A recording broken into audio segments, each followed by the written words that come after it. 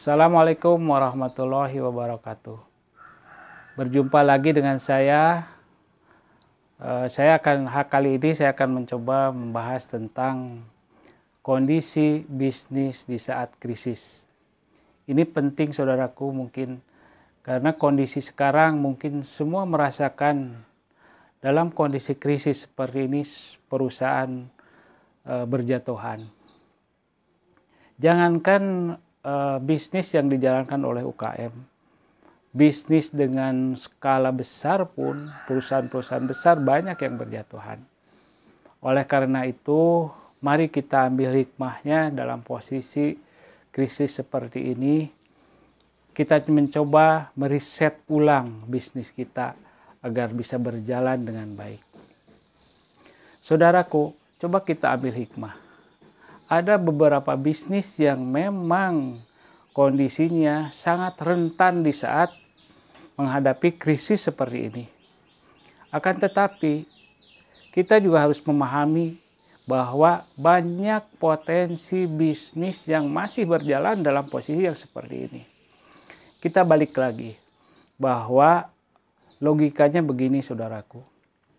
Dalam kondisi apapun, kebutuhan bahan pokok itu masih dipergunakan, masih diperlukan oleh masyarakat. Kita nggak bisa sekarang karena krisis terus kita berhenti makan. Kita dalam kondisi krisis berhenti minum. Ada beberapa yang sektor bisnis yang justru berkembang pada saat krisis.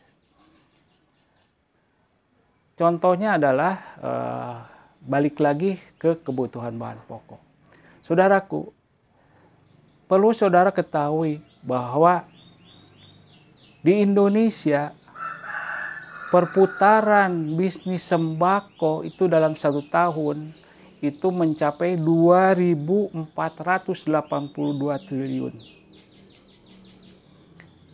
Terus yang lainnya, kebutuhan sayur dan buah itu mencapai 248 triliun. Kebutuhan sapi potong, malah kebutuhan sapi potong di Indonesia itu belum semua terpenuhi. Masih menggunakan impor sebanyak 41% dari Australia, baik dalam bentuk daging maupun dalam bentuk sapi hidup. Dan nilainya sapi potong dalam 1 tahun adalah 69 triliun. Kemudian sapi perah atau kebutuhan susu. Dalam 1 tahun kebutuhan susu itu mencapai 65 triliun. 65 triliun ini masih impor sebanyak 78%. Artinya kita baru mencukupi produksi dalam negeri hanya 22%. Artinya masih banyak peluang bisnis yang harus bisa kita kembangkan. Kemudian kebutuhan kambing atau domba dalam 1 tahun sebanyak 9 triliun. Kebutuhan ayam potong itu 120 triliun dalam 1 tahun. Kebutuhan telur ayam itu 151 triliun. Dan terakhir kebutuhan ikan itu jumlahnya luar biasa banyak, yaitu mencapai 520 triliun. Jadi secara total dari 8 bisnis ini dalam 1 tahun perputarannya mencapai 3.665 triliun. Saudaraku, nah disinilah yang harus kita lakukan. Kenapa kita harus mencari bisnis-bisnis yang tidak memiliki pasar yang jelas? Banyak sekarang saya malah prihatin kenapa UKM banyak yang lari ke bisnis yang tidak mempunyai kapasitas pasar yang jelas. Nah, sekarang saya mengajak kepada saudara semua agar kita kembali ke bisnis yang mempunyai captive market yang jelas. Artinya begini, dalam bisnis apapun kita harus memperhitungkan market. Apa yang kita produksi marketnya jelas. Oleh karena itu, coba kita kembali ke bisnis yang punya market seperti yang saya sampaikan tadi. Memang saudaraku, mungkin banyak yang berkata, oh sekarang sembako dikuasai oleh minimarket atau oleh perusahaan-perusahaan besar. Mungkin menganggap bahwa kita, kalau misalkan kita berjualan sembako, membuka toko atau warung sembako, itu akan bersentuhan langsung bersaing dengan minimarket. Disinilah tantangan kita, saudara. Jadi bukan berarti begitu banyak persaingan dan menganggap kita gak mampu bersaing, akhirnya kita mundur dari bisnis ini. Nah, di sini saya mempunyai sebuah buku tentang analisa bagaimana kita bisa bersaing dengan minimarket. Ini nanti insya Allah satu persatu akan saya bahas dalam video-video berikutnya.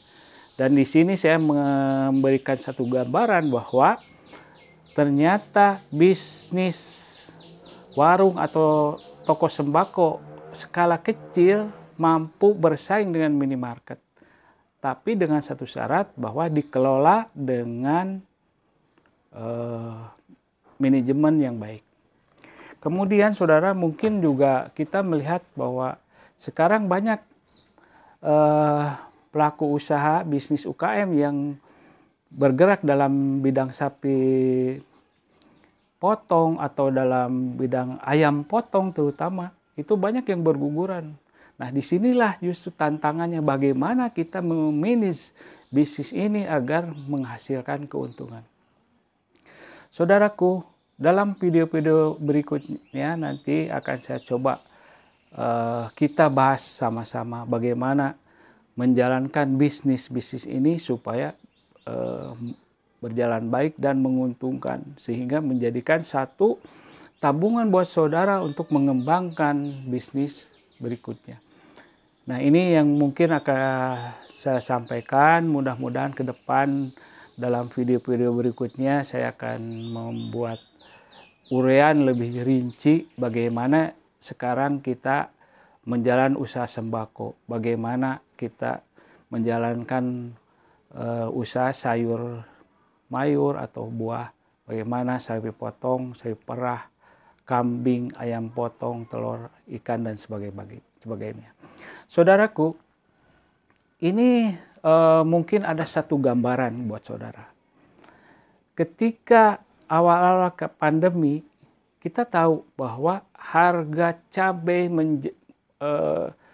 dalam 1 kilo mencapai Rp160.000. Dan ini tidak pernah terjadi sebelumnya.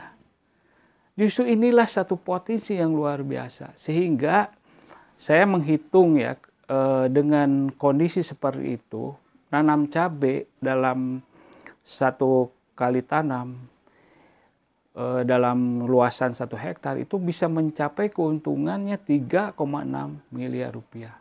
Bisa dibayangkan. Sapi potong pun sama. Ya, dan yang lain-lain juga sama.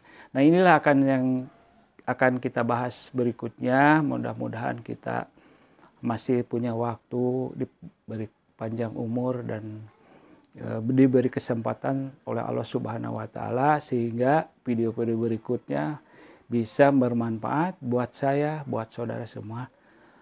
Sementara sekian dulu, terima kasih. Wassalamualaikum warahmatullahi wabarakatuh.